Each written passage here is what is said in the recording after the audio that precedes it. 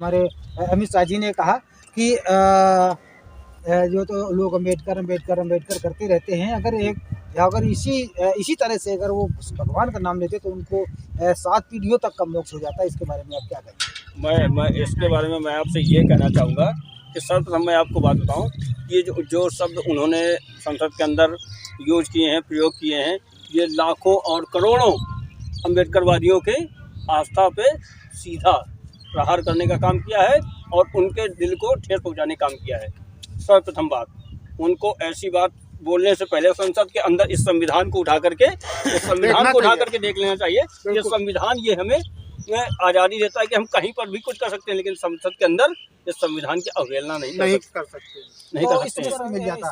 तो हमारे सामने ये 2 भाई खड़े हुए हैं, तो मैं इनसे चर्चा करना चाहूँगा। तो जी सर, मैं आपसे ये जानना चाहूँगा कि जो अमित शाह जी ने इसके बारे में जो कहा है कि अम्बेडकर अम्बेडकर अम्बेडकर, ये जो लोग करते चले जा रहे हैं अम्बेडकरवादी लोग, ये भगवान का नाम क्यों नहीं लेते? इनको भगवान का नाम लेना चाहिए। और चूंकि अगर ये भगवान का नाम लेंगे तो इनकी 7 पीढ़ियों तक ये लोग स्वर्ग में जाएंगे, इनके लिए मोक्ष होगा। इसके बारे में सर आप क्या कहना चाहेंगे? बहुत सरल और साधारण शब्दों में हम कहना चाहेंगे कि जब ये अपना भारत देश स्वतंत्र नहीं हुआ था, उस समय जो मनुस्मृति चलती थी ना, उसमें अंधविश्वास, पाखंडवाद, जातवाद, इन चीज़ों को इस तरह से घोला गया है कि जो समाज शिक्षित हो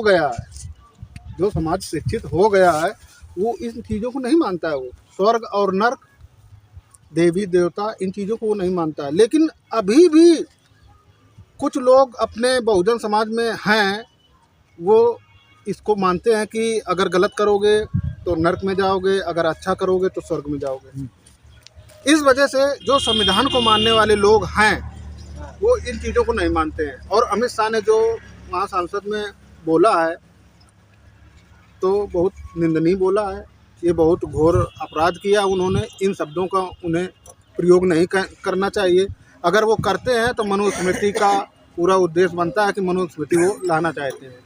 और ये जो जातों में बांटा गया है, ब्राह्मण, क्षत्रिय, वैश्य, शूद्र को, तो शूद्र को उसी स्टेज पर लाना चाहते हैं जो मनुस्मृति में पहले चलता था। जब भारत देश अपना स्वतंत्र नहीं हुआ था, संविधान लागू नहीं हुआ था, उस समय की चर्चा उन्होंने आज वहाँ की है कि ये अम्बेडकर चिल्लाते हैं। अगर ये भगवान को मानते, जब वो संविधान को मानने वाला व्यक्ति भगवान को मानना नहीं चाहता है, वो शिक्षित हो गया है, जान गया है, समझ गया है कि इन देवी देवताओं के बारे में कुछ नहीं है, उनकी पूजा पाठ पहले तो करने नहीं दिया जाता था, अब वो कह रहे हैं कि इनकी पूजा पाठ करो। उस पाखंडवाद में वो फंसना नहीं चाहता है क्योंकि वो शिक्षित हो चुका है। तो अगर शिक्षित हो गया है तो वो संविधान को मानता है, अपने संविधान के बनाए हुए उनको भगवान के रूप में ही देखता है। उन्हें बाबा साहब को इतना सर्वोच्च संविधान इस देश में लागू हुआ, जब से लागू हुआ, पहनने का, खाने का, बोलने का, बैठने का, उठने का, हर चीज़ अपनी बात रखने का, सारी स्वतंत्रता और सारे अनुसार आर्टिकल पढ़ के देख लें।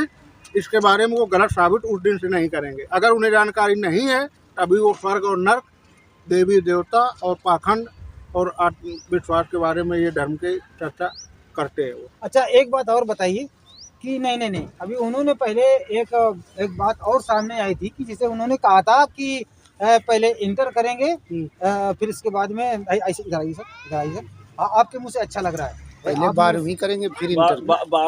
जी नहीं, आपके मुंह से ज़्यादा अच्छा लगेगा जी। हाँ, पहले 12वीं करेंगे, फिर क्या करेंगे? इंटर करेंगे। 12वीं करने के बाद में इंटर किया, ये शब्द थे उनके। अच्छा, हाँ। तो ये सब तो अब ये बताइए कि इंटर और 12वीं क्लास जो होती है, हाँ, क्या उसमें कोई डिफरेंट है या कोई अंतर है? नहीं, अंतर नहीं, वो धोखे से निकल गया। वो धोखा ऐसा कैसे हो सकता है? धोखा इंटर और 12वीं का ये धोखा होता है। धोखा हो सकता है। 6 वाला व्यक्ति एमए की पुस्तक पढ़ने लगे तो वो का एमए कर लेगा क्या? उसको इतना ध्यान नहीं होता है। जिसको ये 12वीं और इंटर में जो 12वीं और इंटर में फर्क नहीं ढूंढ पा रहे हैं तो वो संविधान के बारे में क्या बोल पाएंगे, क्या समझ पाएंगे? अरे उनकी पहली उद्देश्य का ही पढ़ के देख लीजिए। उद्देशिका में पूरे संविधान का सार लिखा हुआ पूरा है, सार उसमें रखा गया है। उस उद्देशिका से ही सारे किताब का पूरा विवरण दिया, पूरा विवरण होता है। इसका मतलब आप जब इंटर नहीं कर पा रहे हैं तो 12 कब करेंगे?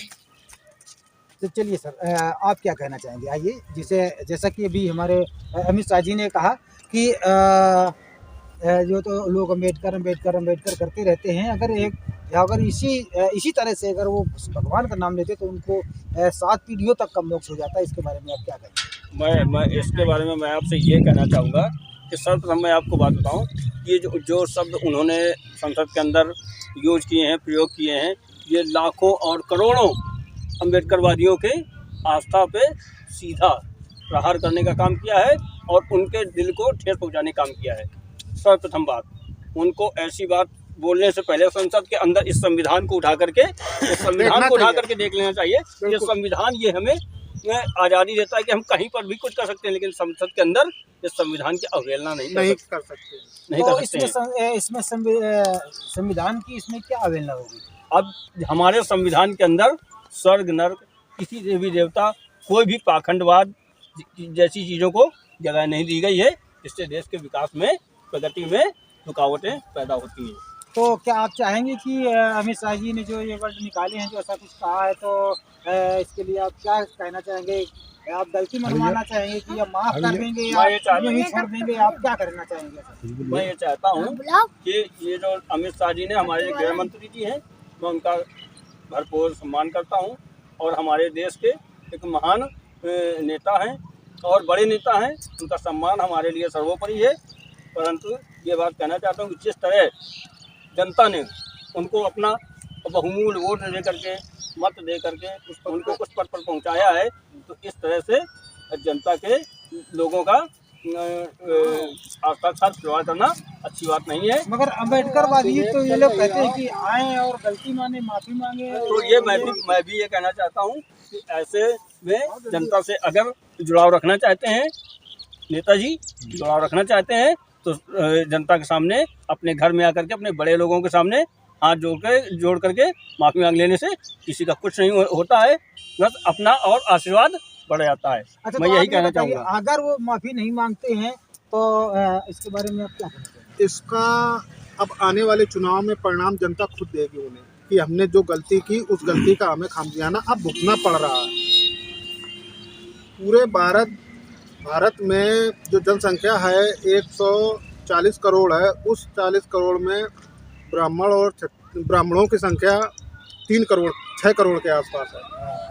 तो वो सोचते हैं कि ब्राह्मणवाद ही लागू हो पूरे SC/ST OBC में, ब्राह्मणवाद ही लागू हो। जिस तरह से पहले गुलामी कराई जाती थी वही गुलामी आ जाए, वही मनुस्मृति लागू हो जाए। इस वजह से संविधान को इस गंदी निगाह से देखते हैं।